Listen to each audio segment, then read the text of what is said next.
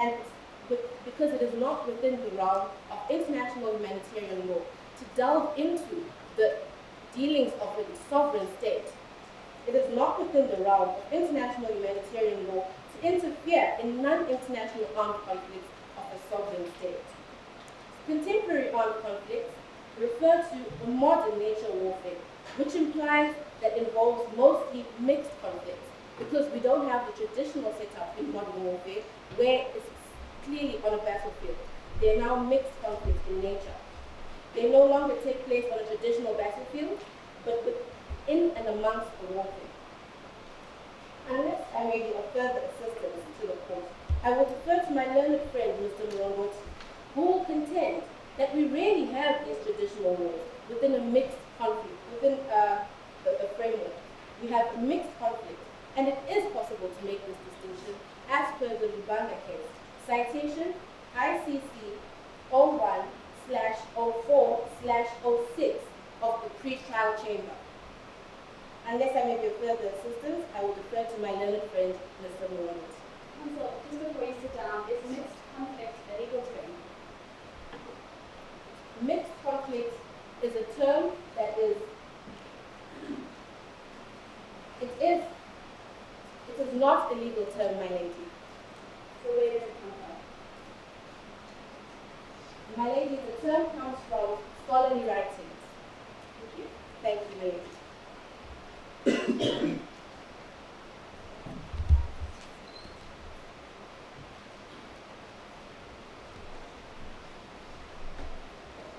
My ladies, my lord, may it please this honorable court, I will pick up from where my learned friend, Miss Mutasa, left off. I'm here to argue before this honorable court that at any given stage within any armed conflict, we can still identify whether or not it takes the form of an international armed conflict or of an internal or non-international armed conflict.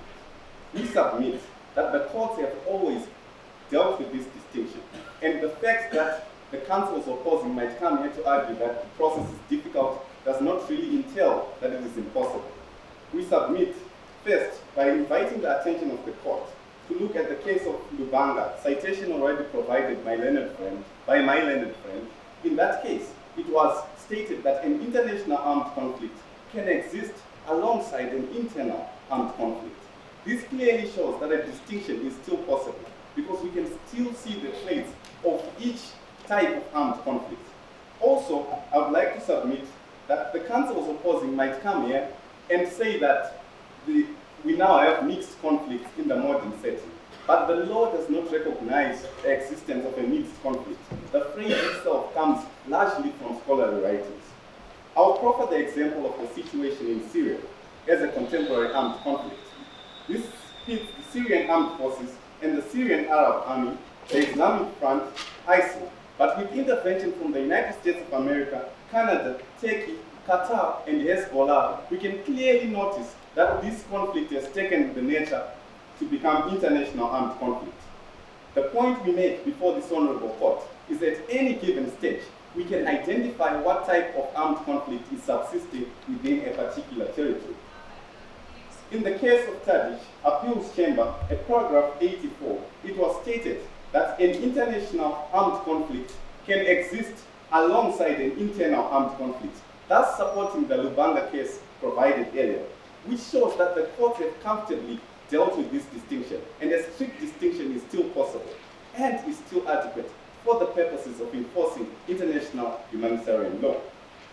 Further, we submit that the concept of occupation, as provided by the situation on registered vessels in the Comoros of Greece and Cambodia, 2014, from 14 to 16, where the prosecutor noted that Israel's occupation of Gaza meant that the laws of international armed conflict applied to the conflict, which shows clearly that certain developments that take place within an armed conflict can then register an armed conflict to become international. We also submit that the counsels opposing might come here and tell this honorable court that Common Article 3 does not adequately define an international armed conflict. We submit and propose that the definition proffered in Common Article 3 allows for a broad perspective to the law. The definition defines a non-international armed conflict as an armed conflict that is not of an international character. For this reason, we simply take the definition in Common Article 2 and the one proffered in Article 1, Sub-Article 4 of Additional Protocol 1, and then disqualify that from the definition proffered in Common Article 3. Theoretically, a strict distinction is possible. Unless I may be of further assistance to the court, I will defer proceedings to my learned friend, Mr. Shinami. Yes, Counsel. You mentioned the example of the case of ICTY in Chad. In the course of the war, we had the KLA rebel group fighting against Yugoslavia and being supported by a NATO United States force. In such scenarios, would Common Article 3 and the Additional Protocol 2 still be adequate in providing a distinction between international armed conflict and non-international armed conflict? Well, the Kosovo Liberation Army's involvement, NATO's involvement with the Kosovo Liberation Army entails foreign intervention by a foreign state into the affairs of an armed conflict that was internal. It then takes the form of international armed conflict, meaning that before the intervention, it was internal. After the intervention, it became international. At any stage within the armed conflict, according to our main argument, a distinction is still possible. I hope that satisfies your Lordship's intervention. Thank you. I would argue that a distinction is possible, but is it still necessary, considering that it may be difficult for parties to know which law to apply in terms of non-international armed conflict or international armed conflict? I respectfully submit to my lady that it will not be difficult to identify the nature of armed conflict, because the distinction given by the authorities is straightforward. And further, Article 8 of the Rome Statute lays down crimes that can be committed during the subsistence of an international armed conflict and crimes that can be committed during the subsistence of a non-international armed conflict. Hence, Article 8 is a useful tool in arriving at this determination. Unless I can be of any further assistance to the court, I will defer proceedings to my learned friend. I will pick up from where my learned friend, Mr. Ronald, has left off. I will show the court, first, that the emergence of the argument that there is inter-application of laws between international and non-international armed conflicts cannot be an argument to state that there is, therefore, no more strict distinction between international and non-international armed conflicts. I will make reference to the case of Prosecutor versus Dusko Tadic. In the 126th page, the citation is T-94-1-A, wherein it was said, and I quote, that the emergence of the aforementioned general rules on international armed conflict does not imply that internal strife is regulated by general international law in all aspects. Two particular limitations may be noted. First, only a number of rules and principles governing international armed conflicts, which were gradually extended to apply to internal conflicts. And secondly, this extension has not taken place in the form of a full and mechanical transplant of these rules. There still remains some distinction, and a strict one at that, between the laws relating to international armed conflicts and the law relating to non-international armed conflicts. On my second point, I will proffer our submissions in summary. It is our submission as the affirmative side that it is not the business of international humanitarian law to intervene in the sovereignty of states. Domestic law takes off from where international humanitarian law lives. And secondly, at any stage in the conflict, there can be a distinction between international and non-international armed conflicts. And I will give my ladies and my lord the citation made on Nicaragua versus USA and cited in the case Prosecutor versus Tadic, the quotation given already, wherein it was said that the conflict between the Contra forces and those of the government of Nicaragua is an internal armed conflict which is not of an international character. The acts of the Contras towards the Nicaraguan government are therefore governed by the law applicable to conflicts of that character. Whereas the actions of the US in and against Nicaragua fall under the legal rules relating to international armed conflict. My lord, and my ladies, and my lord, a strict distinction therefore remains between international and non-international armed conflict. And we submit further that it is possible for non-international armed conflict to coexist with an international armed conflict. And at what stage an armed conflict becomes internationalized is also very clearly defined by the court. In the case of Prosecutor versus Zimbabwe, it was held that an internal armed conflict becomes internationalized when the troops involved in that armed conflict act on behalf of another party, which is not party to the conflict, or when a party which is not party to the internal armed conflict acts through its own troops and intervenes in the armed conflict. Therefore, it is our submission as the affirmative side that a strict distinction is possible between international and non-international armed conflict. Courts have always made a decision and have not given up on making a strict distinction between international and non-international armed conflict. In conclusion, therefore, with regard to the nature of contemporary armed conflict, treaty law and customary international law, as well as the ideas referred to in scholarly writing, a strict distinction between international armed conflict and non-international armed conflict is still possible and accurate. Unless we can be of further assistance to the court, these are the answers. Counsel, it sounds like you are suggesting that there are absolutely no practical difficulties involved in defining whether a conflict is international or non-international in nature. Is that your position? Our position, my lady, is that there is a strict distinction, and even if it may be arrived at with some difficulty, it can be made. Unless I can be of further assistance to the court, these are the answers. Thank you very much, Tina.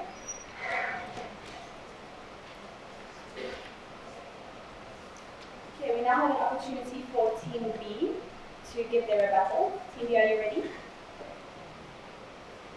Yes? You have 5 minutes.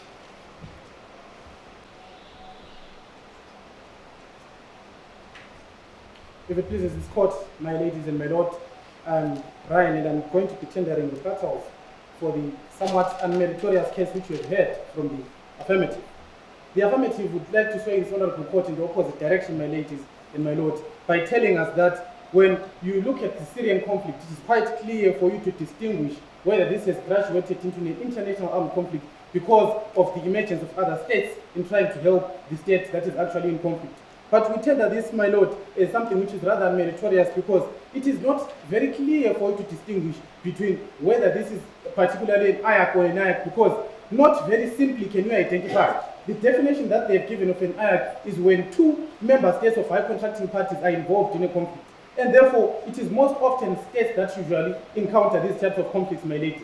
With Syria, for example, there are terrorist groups that can acquire the status of being equivalent to a contracting party of high nature because they've got a financial regulated power. They also have got good governance that easily equates to that of the United States government. So it is very unclear, therefore, for us to start by saying, can we therefore qualitatively place them in the bracket of a state to say it's an international armed conflict or it's not an international armed conflict? So the criteria given by the affirmative entirely ignores the fact that not very clearly can we have fitting descriptions of whether this is an IAC or an IAC, because there are so many things that contradict my lady and my lords, my ladies and my lords, as to whether you can classify it in that particular instance.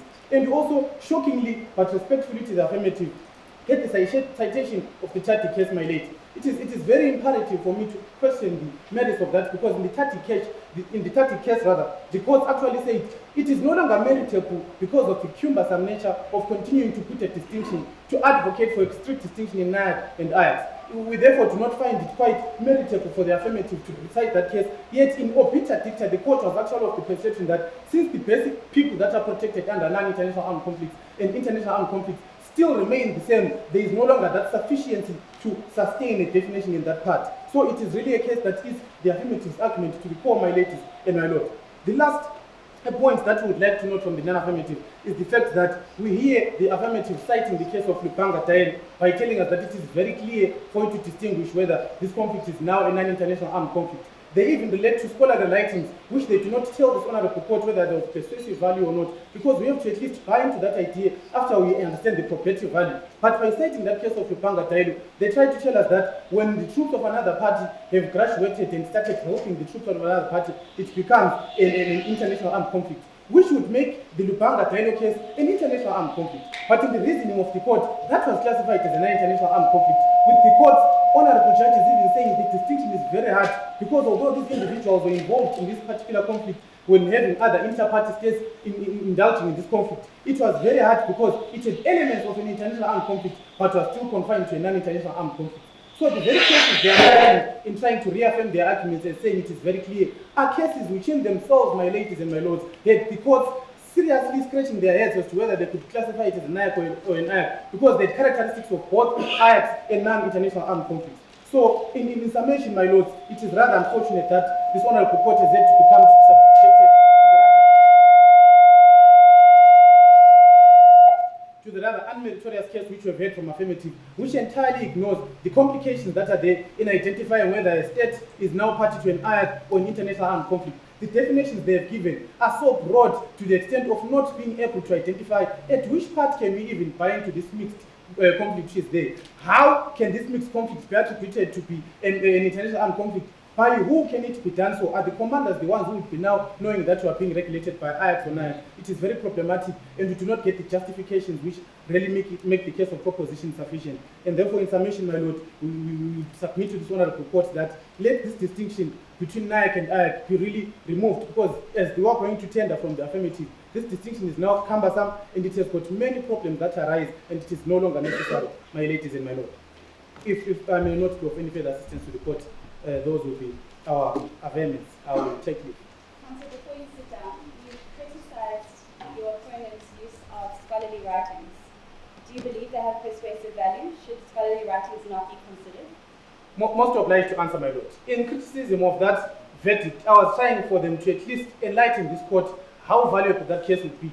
But as a responsible opposition, my lady, who will submit that scholarly writings should be considered only when they are cited as highly persuasive, or only when they are mentioned in which direction the court would want to buy into that argument, something which we had problems in getting from the affirmative. In terms of which authority should they be considered? We submit my ladyship that they should not be considered only when their probative value is rather less to even consider, because there are rules and regulations that are trying to cover IACs and NIACs, which rules and regulations have been having problems, especially even with the cases that the proposition has cited of the Lupanga Tailo, where the court had problems in dealing with that case. I think still on the aspect of scholarly writing, there are writings which have tried to distinguish hybrid type sort of conflicts, such as internationalized armed conflicts. I would say those writings do not in any way assist to provide a distinction between international armed conflicts and non-international armed conflicts. Most obliged to answer, my lord. May we clear this as the non-affirmative. We are not discrediting scholarly writings, but we are merely advocating for a situation or instance where one cites and acknowledges the probative value of that case, because not every writing, my lord, can be taken to be a rule which can bind this honorable court. Some writings might not have merits that really transcend to the level of having this honorable court bound by their value, which is why we are saying, at least if the affirmative was of the notion that that case had to be cited by that writer, they had to at least identify the writer and tell us who is standing in the field for us to at least identify whether we can really refute that analysis or not. So we are not really discrediting legal writers, my lord, but we just have a problem in not really knowing their status and importance in this field of IHL.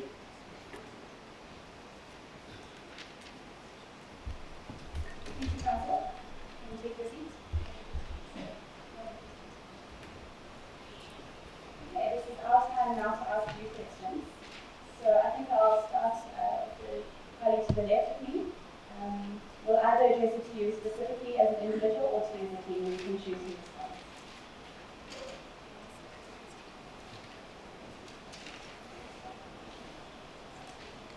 Okay, I'm going to start the question.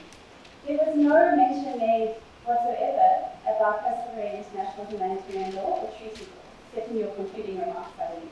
Now, the question is clearly talking about the nature of treaty law and customary international humanitarian law and how they've changed. Could you address those two issues, please? Most obliged to answer, my lady. Treaty law, with respect, was made reference when we mentioned Common Article 2 and as well as Common Article 3. Common Article 3 has gradually become a part of customary international law and is now binding across the board. So that is the reference we give the court in respect of the question I made. What does customary international humanitarian law say